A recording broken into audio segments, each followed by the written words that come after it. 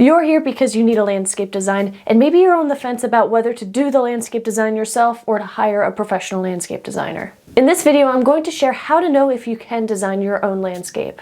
Landscape design is possible for everyone, but there are a few criteria that you should consider before becoming your own designer. The skills you actually need might be a little bit different than you're expecting. And by the way, my name is Eve Hanlin. I'm a horticulturist and a plant enthusiast from the Pacific Northwest corner of the United States, and it's my mission to help make it a little bit easier for you to do landscape design or add more plants to your life. So let's talk about how to know if you can design your own landscape. The first thing you need to be your own landscape designer is the time and desire to commit to the planning process. Putting together a landscape design map takes a lot of time, but if you're anything like me, then this isn't necessarily a bad thing. I love putting together landscape designs. However, a lot of times the reason that people hire landscape designers is because they don't want to invest the time that's needed to conduct a site survey, learn everything you need to about your yard, research plants, come up with design inspiration or just ideas for your yard. Then you have to put together a map, like take measurements and create a 2-scale map of your property.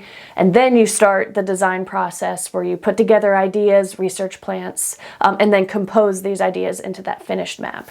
This does not take a million years, but it does take up quite a bit of time. And if you want to be more hands-off about it and just find out what to do so that you can move on to the next steps and start installing, then maybe you should consider hiring a designer. The second thing you need to know is that you don't necessarily need to be an artist to be your own landscape designer. Many times when people picture a landscape design map in their head, they imagine these big, beautiful maps with the different colors and the shading. But to be a designer, you don't necessarily need to make a map like this. If you can draw circles with a marker, you could probably pull this off.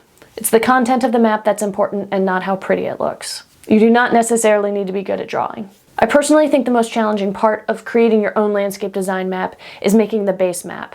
This means that you need to go out into your yard and take measurements and then draw a 2-scale map of the space on graph paper. Then you'll need to make copies of this base map so that you can sketch out different ideas for your landscape design on top of it. It's not too difficult, but it takes a little bit of visualization and a little bit of time too when you're out in the yard and trying to get the landscape onto paper.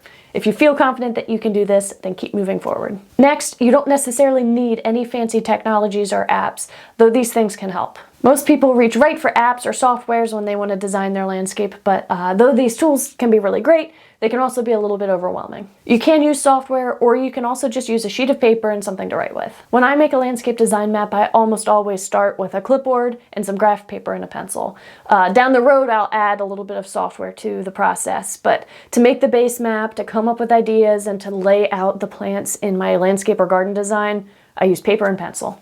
I personally feel like the process of being able to, write down your plant ideas, lay it all out, then erase plants, move them around, write notes in the margins, is a little bit more intimate, and it helps me to create better design work. If requested by my client, I would later then scan in my hand-drawn map and draw over it in Adobe Illustrator to make something that's a little bit more modern looking. This inclination toward more non-technical landscape design work is a personal preference of mine, but I also think that it can eliminate barriers.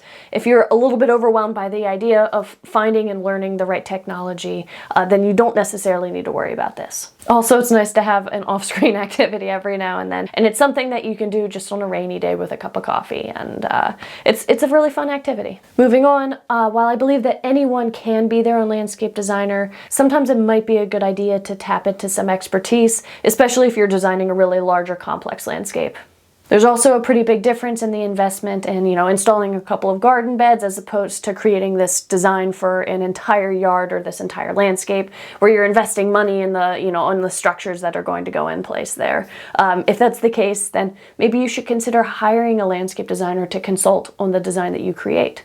Having a professional landscape designer look over your plans is usually pretty inexpensive compared to having them do the whole landscape design map. You've already articulated your goals and put them down on paper, so then you would essentially just be paying for someone to double check your work. Not all landscape designers do this, but there are many that offer hourly consulting services. There are many pitfalls and mistakes that can be made, and I hope to guide you through a lot of them, as many as possible, in my YouTube videos here and also in my online courses. While you might feel overwhelmed or like you don't know what you're doing, also remember that you do have a couple of advantages. Number one, you know your yard better than anyone else, and number two, you know what you want from your yard better than anyone else.